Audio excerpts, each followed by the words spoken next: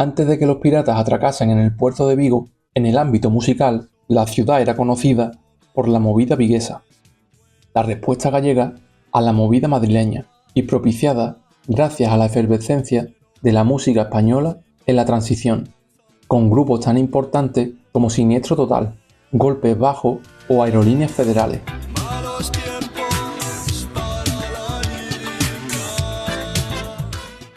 Pero eso fue en los 80. Con la nueva década, los cardados y los sintetizadores se dejaron de lado. En los 90, el rock alternativo reinaba en España.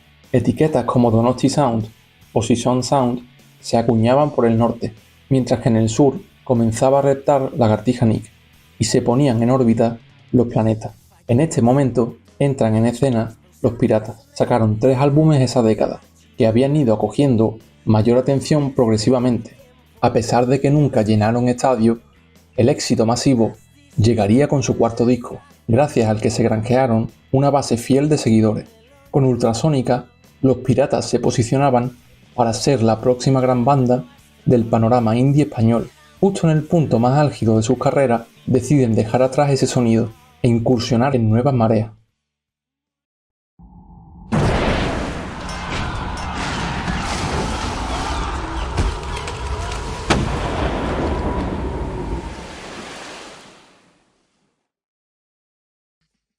El álbum Relax fue grabado en San Sebastián y producido por Suso Sainz, aunque ya incorporaban sutilezas electrónicas en trabajos anteriores como en Mi Coco o Techin. Sus discos eran esencialmente rock alternativo, con auténticos himnos del indie español en su catálogo. Como lágrimas en la lluvia se irá. No te preocupes que esto pasará, mañana estarás bien. Ça sera comme cette chanson des années 80.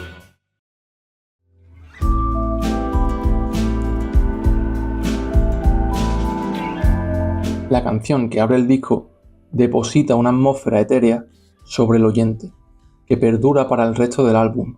Estoy intentando encontrar las palabras. Comenzar el disco con esta línea es un acercamiento más personal y sincero, casi como una deconstrucción de la banda, con un sonido más cercano y atmosférico. Frente al maximalismo del último disco, en este trabajo apuestan por música intimista, para escuchar con los ojos cerrados y perderse en sus texturas infinitas, dejando atrás el sonido que habían construido hasta entonces y adentrándose en el océano de la electrónica. Los pequeños detalles subyacentes, casi imperceptibles, enriquecen el resultado final. Desde la primera canción queda claro que el lirismo de este disco sería más abstracto y subjetivo.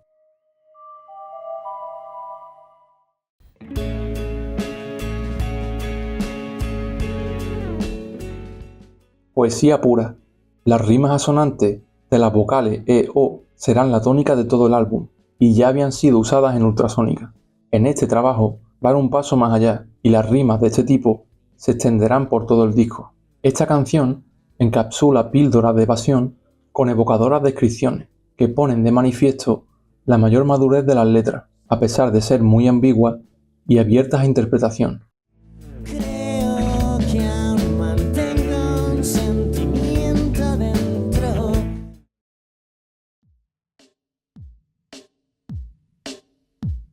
Arranca con una batería electrónica a la que se le añade un teclado cálido y suave, tomándose el tiempo necesario para crear un ambiente y construir la canción. Más tarde, incursiona un bajo que cabalga, creando el confortable lecho sobre el que reposa el tema. Destaca la particular elección y el empleo de voces filtradas y dobladas, casi susurradas al comienzo. La evolución del anterior disco a este es evidente, donde la tercera canción de Ultrasónica era el mayor sencillo del grupo, como era la canción Años 80, un himno del indie español, y el tercer tema de este disco es bastante más difícil de digerir y que seguro no sonó tanto en la radio como su contraparte en la anterior entrega. El bucle hipnótico de esta canción consigue atraparte por completo, cuando de pronto la irrupción magnífica de un sitar a mitad de la canción, se materializa como muestra de la experimentación del grupo en esta etapa, con letras más poéticas y enigmáticas que permean todo el trabajo.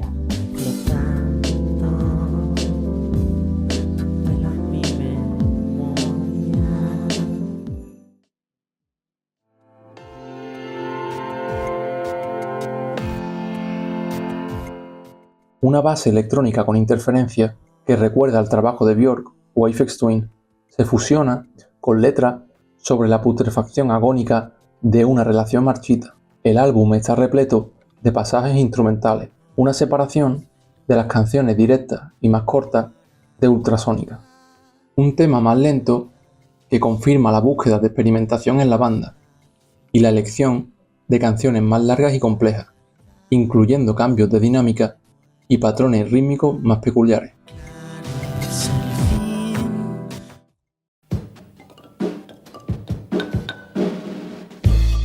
Esta canción combina a perfección el legado del grupo con su presente inclusión de elementos electrónicos, un groove que engancha desde el primer segundo, guitarras acústicas que se funden con las capas y los detalles que entran y salen de la composición, creando un bioma virtual impredecible e incierto, hasta llegar al final con un cambio de ritmo y una aceleración súbita que precipita la muerte del tema.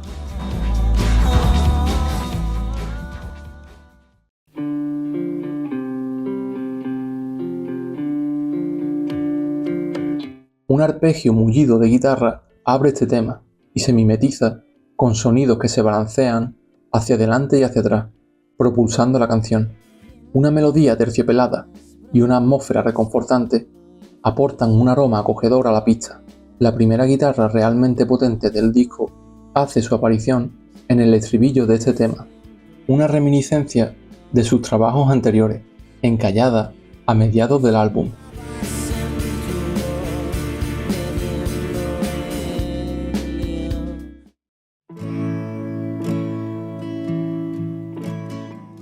La canción más melancólica y bella del disco, un poema capaz de transportarte a la nebulosa donde habitan los recuerdos. Comienza de forma pausada, para ganar intensidad conforme transcurre la canción. En un manantial de sueño. Hasta llegar al punto de eclosión, un cenit de tensión máxima para volver a la realidad de forma violenta y caer en la inmensidad del universo, perfecta para perderse en las imágenes invocadas y dejar volar a la imaginación en un estado de embriaguez mental.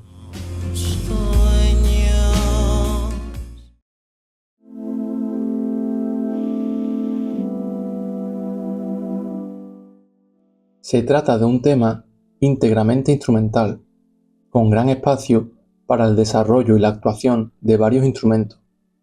Estos pasajes hipnóticos aportan más color y riqueza al disco. Muchas secciones de estas canciones parecen sacadas de algún disco de Radiohead.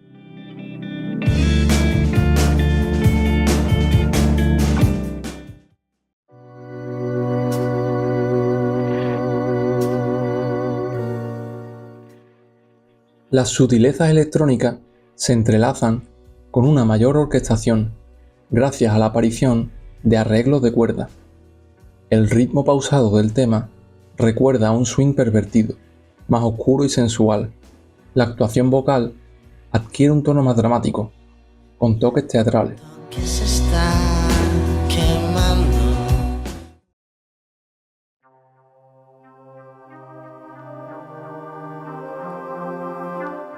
Las primeras notas de un sintetizador con tintes futuristas dejan paso a una sección rítmica innovadora, mientras Iván recita una letra acuciante y agobiante, que repite como un mantra hasta llegar al punto de hipnosis.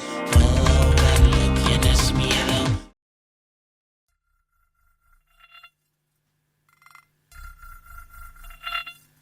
Al comienzo, se siente casi como una versión simplificada y descompuesta de algunos de los temas más lisérgicos de Aphex Twin, más relajada y calmada, con un discurrir que fluye solo, además de esos coqueteos con la electrónica omnipresente que refuerzan el nuevo rumbo de la agrupación. Una melodía preciosa y enigmática conduce la canción, donde la poesía puede bailar libremente y se balancea junto a sutiles guitarras. La calle no entiende.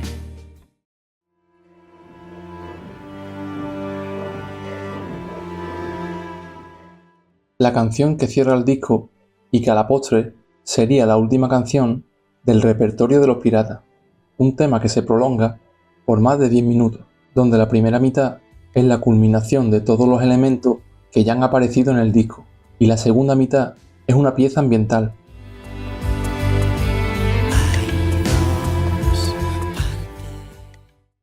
Aunque gran parte de la crítica elogió la nueva perspectiva del grupo en este trabajo, hubo una parte que no entendió el cambio y que prefería la sonoridad de Ultrasónica.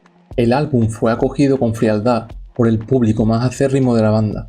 Tras el éxito de Ultrasónica no se esperaban esto. Las canciones más inmediatas y cantables fueron sustituidas por estructuras de canciones más complejas y atmósferas oscuras, reflexivas e inquietantes. Pero se equivocaban. Este es un disco muy adelantado a su tiempo en España. La música que se hacía en 2003 en España estaba muy alejada de la dirección a la que apuntaban Los Piratas en este trabajo. Es normal que los oyentes no estuviesen preparados. Poco después del lanzamiento del disco, la banda se disolvía en el océano y el barco de Los Piratas se hundía. El superviviente a ese naufragio sería el vocalista Iván Ferreiro, que continuaría su carrera en solitario, pero con un sonido más enfocado en el rock alternativo. Estudié mientras dormías y aún repaso las lecciones una a una cada día. El comienzo de siglo había visto la transición de Radiohead a la electrónica. Björk incorporaba cada vez más esas mismas influencias.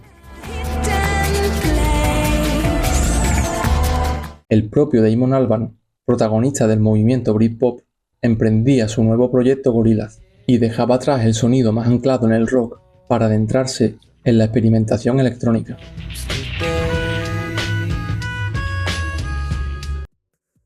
Las similitudes entre la música de este disco y Radiohead son más que destacables. Las guitarras densas y saturadas pierden el protagonismo y brotan las atmósferas electrónicas, cautivantes y enigmáticas. El grupo siempre había tenido letras cuidadas y pulidas, pero las temáticas posadolescentes de Ultrasónica son dejadas a un lado en favor de textos con un toque poético, ambiguo y misterioso. Relax quedó casi como un álbum anecdótico, una rareza dentro de la discografía de Los Piratas y de la historia del indie español. La mayoría del público recuerda sus temas como años 80 o El equilibrio es imposible, como himnos del indie español, mientras que este álbum queda relegado al olvido. Qué felices, qué caras más tristes. Podrían haber sacado la respuesta fácil de Ultrasónica 2.0 y haber encandilado a críticos y fans, pero en vez de eso apostaron por arriesgarse y hacer música que nadie se esperaba. Se distanciaron del rock para cantar a todo pulmón y se volcaron en texturas y sutilezas que pasan desapercibidas si no se presta la suficiente atención. El álbum Relax es un testamento atemporal de inconformismo musical, alejarse de la música comercial para ofrecer una propuesta más personal y una visión innovadora, romper con los moldes y las expectativas de una industria musical que recompensa la continuación de las mismas tendencias y penaliza la toma de riesgos artísticos que dejan obras maestras como esta. El disco no tuvo todo el reconocimiento que merecía en su época, y el tiempo tampoco ha sido muy justo con el álbum, aunque cada vez se revaloriza más, porque la buena música no sirve de nada si no se comparte. Me viene